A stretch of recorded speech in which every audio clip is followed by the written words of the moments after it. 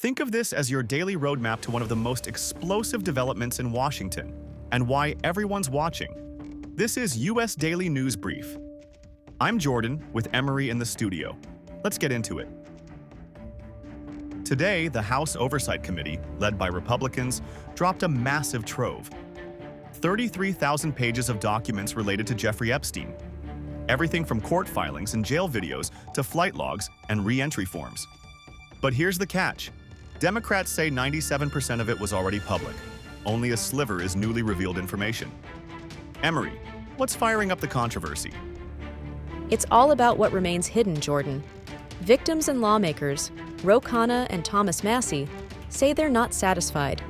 They're demanding full transparency, especially with tomorrow's Capitol press conference, which they're warning will be explosive. Khanna even suggested this event could force the release of files that go well beyond the just made available materials. And here's the kicker. A bipartisan discharge petition is already in motion to force a full House vote if needed. So this isn't just about one political side crying foul, it's about bipartisan pressure mounting. And Emery, that makes tomorrow's press conference even more pivotal. So what's genuinely new here? We've got audio of an Epstein staffer describing minors entering his home, video footage of his jail cell block the night he died, and travel logs tracking his private jet from 2000 to 2014. But here's the issue. Many of these details were already floating in public records.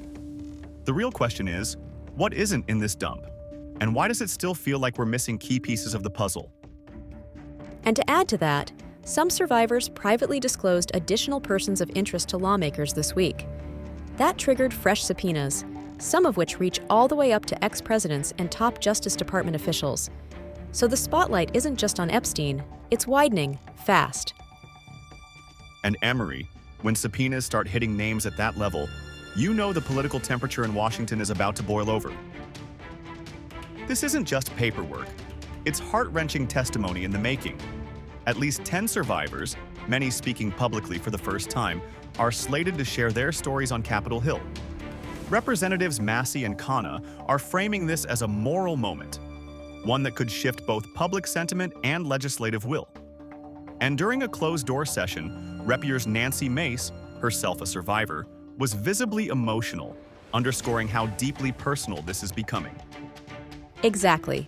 The optics are powerful. Survivors, lawmakers, and lawyers aren't just pushing for policy, they're forcing the country to confront a moral reckoning. And with Congress back from recess, they'll need to decide whether this momentum leads to actual transparency or whether it stalls out as another round of political theater. And that's the risk, Emery. If this ends up looking like PR instead of truth, the backlash could be massive. When lawmakers and survivors join forces and subpoenas start naming high-profile figures, this is no ordinary hearing.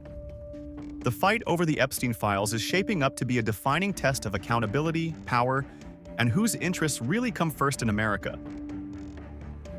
Exactly.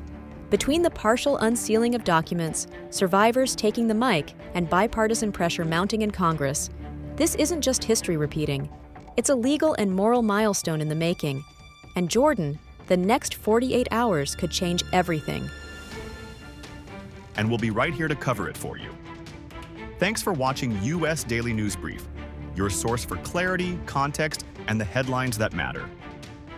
Drop your thoughts in the comments. Do you think the Epstein files will ever be fully unsealed?